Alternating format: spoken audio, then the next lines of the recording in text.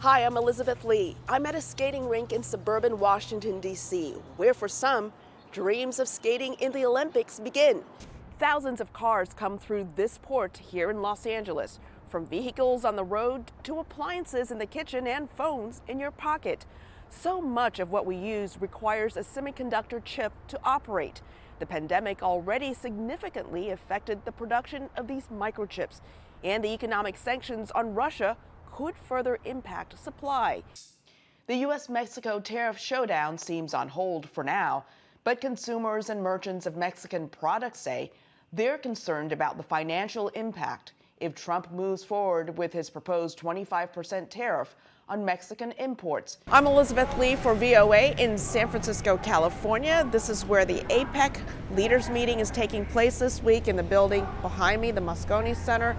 And leaders from 21 member states of the Asia Pacific will be meeting here, including Chinese President Xi Jinping and U.S. President Joe Biden. So security is tight. Take a look.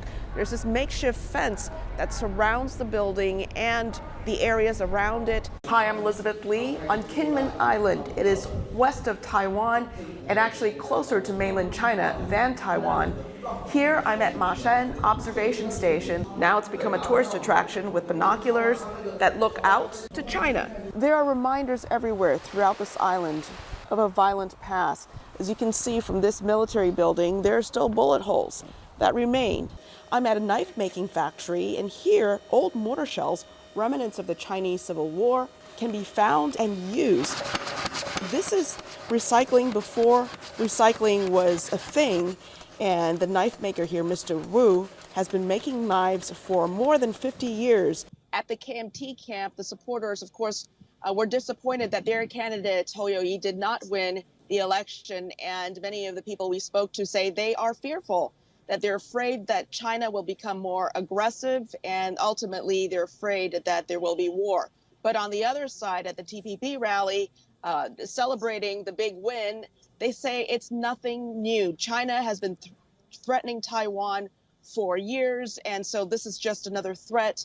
They hope that this is going to be business as usual. The reason, one of the big reasons why they say they voted for Lai Ching-te is because they like current President Tsai Ing-wen's approach to the international community. Her foreign affairs is about making allies, putting Taiwan on the world stage. And that way, in case something happens, in case China decides to be more aggressive, that hopefully these allies will come to Taiwan's aid.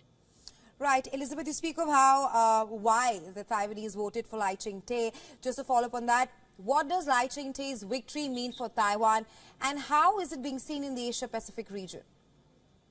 Yeah, so President-elect Lai spoke to the media yesterday, and he said he really wants to open dialogue with China. He wants more cooperation instead of confrontation. And so he's trying to reach out, at least that's what he says, to Beijing. And it's really, the ball is in Beijing's court to see how it will respond to these efforts. And as far as the Asia-Pacific region, of course, congratulations are coming in from Japan to Singapore. And they're all pretty much saying the same message, which is really encouraging both sides, Taiwan and China, to work out peace and stability in the region, because the Taiwan Strait is a very important area for commerce, for world commerce. And so they hope that things get worked out. And most people would like to keep the status quo. They're also looking at the U.S. As you mentioned earlier, President Biden says the U.S. is not for independence. So the rest of the world, including Asia-Pacific region, will, in the coming days, weeks, and months, look to the U.S. response as well as China and Taiwan to see how this triangular relationship will kind of grow and move forward into the next 4 years of the new presidency. This is where I brought my kids home. It's where they learned how to ride a bike. Only a slab is left from Lori Hornback's memories of life here after hell came to paradise a year ago and left survivors with nothing. You lose your house, you lose your church, you lose your shopping center where you knew everybody, your post office, your everything is just gone, and because nobody's there anymore. Your neighbor now lives in LA. Your other neighbor now lives in Tennessee.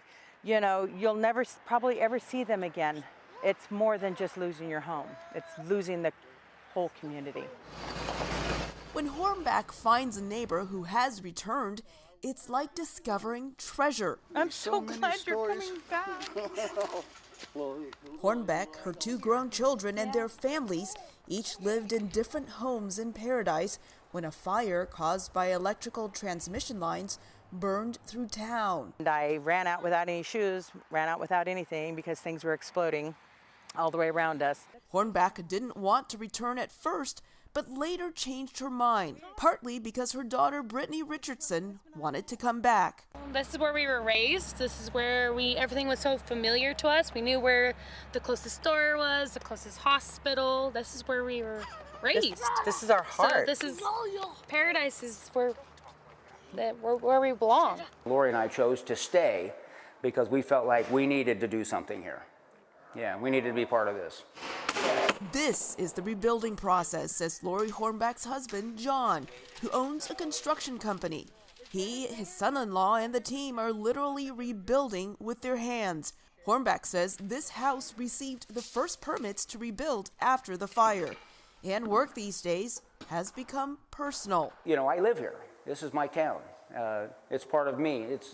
You know, it's in my heart. You know, I mean, you want to be part of the repair. I'm actually very proud of the speed of the town that's recovering because we worked together. We worked as a team. Everybody did, even if strangers. The Hornbacks bought this house in Paradise that did not burn. Under this roof, there are now 12 people, including their grown children, their families, and other relatives.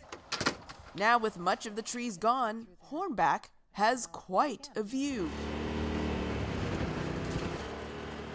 All these trees will come back, and it's beautiful up here, and it's just peaceful. It's going to be better, beautiful, and everybody's going to be stronger. We're resilient. And as Paradise is reborn, Hornback hopes more people will return. Elizabeth Lee, VOA News, Paradise, California. A piece of military history on display, a reminder of the Kinmen Islands' violent past. Kinmen native Honor Nee remembers his childhood vividly. My house was hit by artillery shells. Kinmen is a front line in the conflict between communist China and democratically ruled Taiwan. The islands are just a few kilometers from China's southern coastal city of Xiamen and about an hour's flight from Taiwan. Because of geography, we're almost one with China's Xiamen. We're very close physically, so of course we have a more Chinese way of thinking and affection toward China. Most residents identify themselves as Khmer or Chinese, not Taiwanese. That includes Nee, who served in the army for the Kuomintang or KMT, China's former ruling government. In the 5,000 years of Chinese history, dynasties have changed too many times. That's not important. What's important is that we need to return to our roots. On August 23, 1958, when Nee was 3 years old, communist forces started bombarding Kinmen with intense artillery fire, and KMT forces on the island returned fire. The artillery fire came suddenly, so people who lived in the hills would dig holes in the ground and hide in them. What's now known as the 823 Artillery War continued for 44 days. After the bombardment ended, the communist government and the KMT agreed to shell each other on alternate days. That lasted 20 years. When I was young, I would hide in a bomb shelter, light a candle, and eat dinner at night. The shelling ended when the U.S. switched diplomatic recognition from the government in Taiwan to that of communist China. Now tourists replace KMT troops inside military bunkers. Most Kinmen residents still support the KMT. Ouyang Zhengyi is one of the few exceptions. While he considers himself Khmer, he voted for the incoming president Lai Ching-te of Taiwan's ruling Democratic Progressive Party, or DPP. He's more reliable and also more trustworthy. Most DPP supporters identify as Taiwanese and want to distance themselves from China.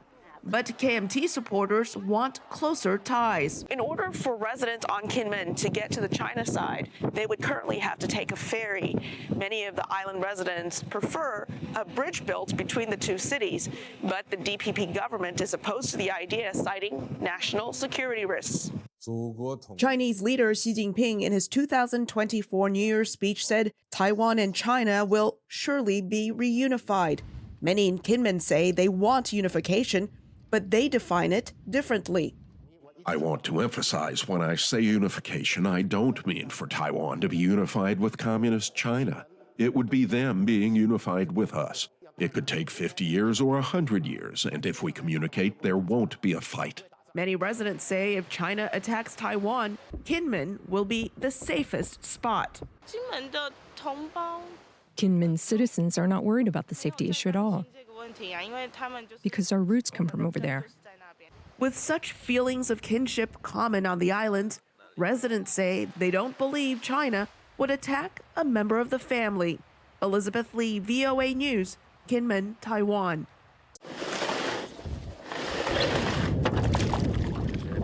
My house is by the cell tower there.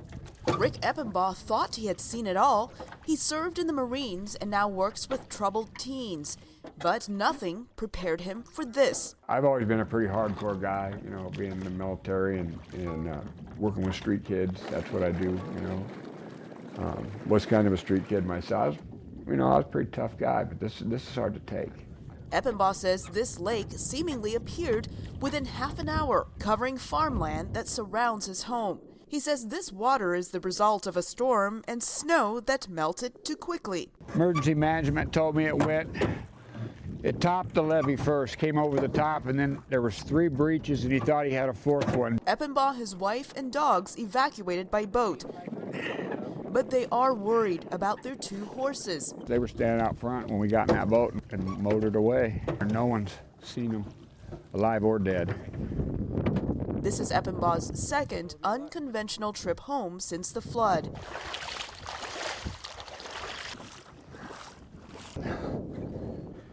It was his dream home.